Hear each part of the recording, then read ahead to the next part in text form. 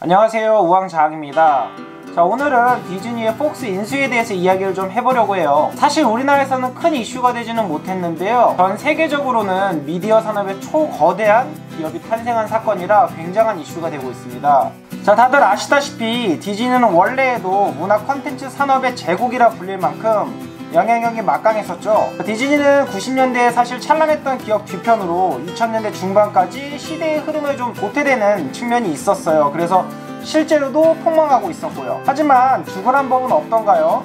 구세주 밥 아이거의 등장으로 엄청난 영역 확장과 함께 현재 제2의 전성기를 누리고 있습니다. 자, 밥 아이거는 2005년에 디즈니 CEO로 취임한 직후에 2006년에는 픽사, 2009년에는 마블, 2012년에는 루카스필름 연이어 인수한 데 이어서 2019년에는 대망의 21세기 폭스 영화 및 TV 사업 부분까지 인수하는 데 성공했습니다. 실로 어마어마한 기세로 영역을 확장시키고 있는데요. 자, 2019년 인수된 폭스사에 대해서 간단히 이야기해보자면, 폭스의 원래 주인은 미디어의 재앙이라고 불리우는 루퍼트 모독입니다. 자, 이 양반이 얼마나 대단한 양반이냐 하면, 사실 뉴스, 여러분들이 알고 있는 폭스뉴스, 그리고 또 월스트리트 저널 등을 키워낸 사람입니다. 자, 이러한 언론사들을 갖고 있다고 하면 미국, 영국, 그리고 또는 세계 각국에 대해서 정치적으로 그리고 언론적으로 이런 영향력이 엄청나다는 것을 알 수 있겠죠. 자, 이러한 막강한 영향력들이 있었기 때문에 기존의 기득권으로 분류되어서 많은 비판을 받기도 했었는데요. 자, 이 사람이 이러한 것들에 대한 염증이 나서는지 모르겠지만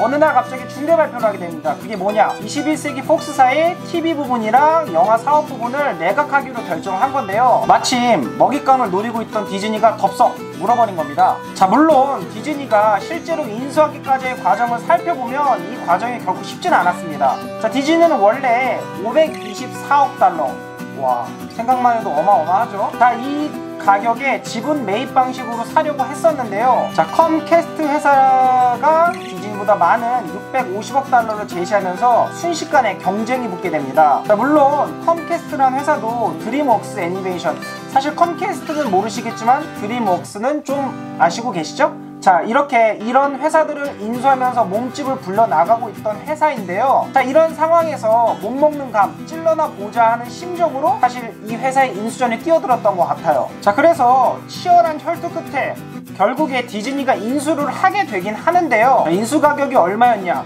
최종적으로 무려 713억 달러였어요. 근데 이 713억 달러로 산 게 아니라 부채까지 인수하게 됩니다.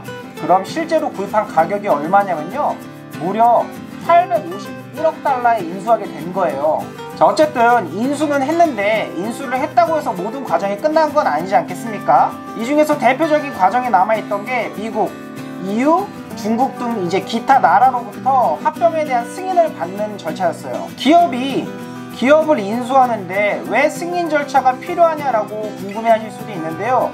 쉽게 설명드리면 우리나라에서 SK텔레콤이 하나로통신을 인수해서 SK 브로드밴드를 인수했던 상황이랑 좀 비슷하다고 보시면 돼요.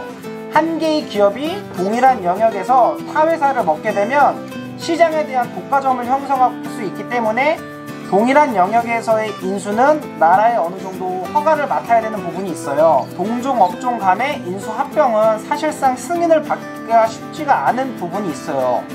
근데 이때 참 운이 좋았던 게 지금 정권을 잡고 있는 사람이 친기업 정책을 하고 있는 트럼프예요. 실제로 이 폭스사를 예전에 갖고 있던 머독과 친분관계를 둘째로 하고서라도 2016년 6월경 일부 채널 매각하는 조건으로 이제 허가를 내주게 돼요. 물론 조건부 승인이라고들 많이들 표현을 하죠. 어쨌든 이유를 불문하고 초거대 미디어 기업이 탄생하는 데 있어서 미국으로부터 별 제재를 받지 않고 사업에 대한 인수 승인이 나게 됩니다. 사실 디즈니라던가 폭스의 사업 기반이 미국이기 때문에 미국 내에서의 승인 과정은 어느 정도 이해관계가 맞아 떨어지기 때문에 쉽게 받았다고 할 수가 있겠지만, 다른 나라들 같은 경우에 사실 그 사업 승인 절차가 쉽지는 않았을 거예요. 다른 나라에서조차 의외로 운이 좋다고 표현할 만큼 쉽게 사업 승인을 받게 돼요. 자, 11월에는 EU에서도 허가를 받게 되는데요.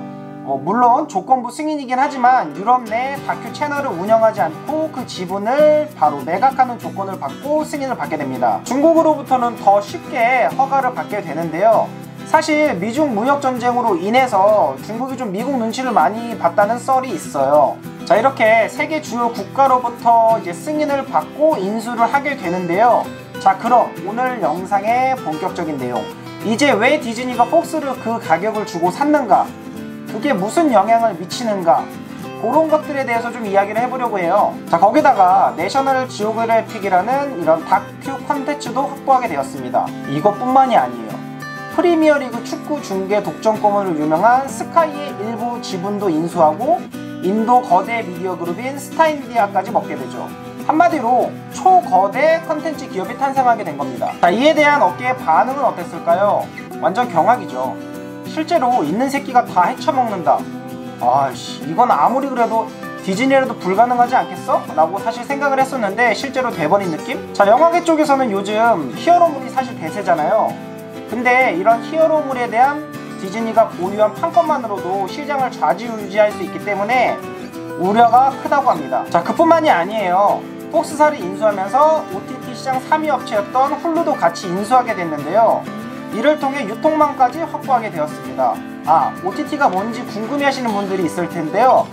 그냥 쉽게 말하면 넷플릭스 같이 다양한 미디어 콘텐츠들을 스트리머로 감상할 수 있게 해주는 서비스를 통칭한다고 보시면 돼요. 미국과 영국, 인도에서의 영향력은 말할 것도 없고 이제 한국 같은 아시아 시장으로 눈을 돌리고 있다는 소문이 좀 많은데요. 실제로 한국은 세계 6위의 영화 시장을 가지고 있습니다. 그럼에도 불구하고 이제 킬러 컨텐츠라던가 실제로 영화를 제작하고 유통하는 기업이 좀 작은 편이죠. 실제로 이미 폭스는 한국에서 상당수의 영화 제작에 투자하고 있고 제작을 하고 있습니다. 가장 대표적인 게 영화 곡성이죠. 자, 이러한 곡성의 흥행으로 인해서 폭스 내부에서도 한국 시장에 대해서 진출을 할 수 있다는 자신감이 크게 고무된 상태라고 합니다. 자, 이러한 초거대 문화 콘텐츠 기업의 탄생, 그리고 또한 이러한 기업의 사업 확장 등으로 인해서 집 안방에서 좀 더 저렴하게 좀 더 다양한 콘텐츠들을 볼 수 있는 날이 머지 않은 것 같습니다. 이상으로